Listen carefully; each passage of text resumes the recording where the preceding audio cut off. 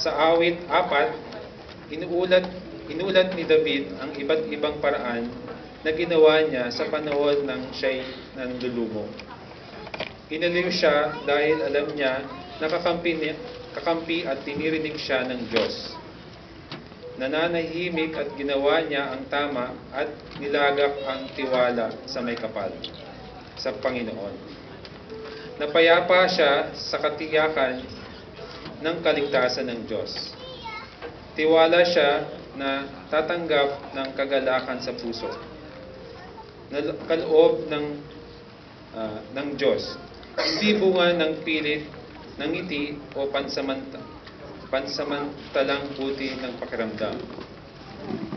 Maring isang ngiti ang magpapagaan sa ating loob kung puno ng kabalisaan.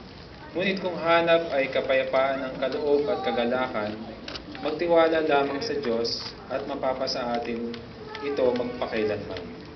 Sapagkat ang pusong inipo ng biyaya ng Diyos ay nakapagbigay ng isang ngiti sa labi.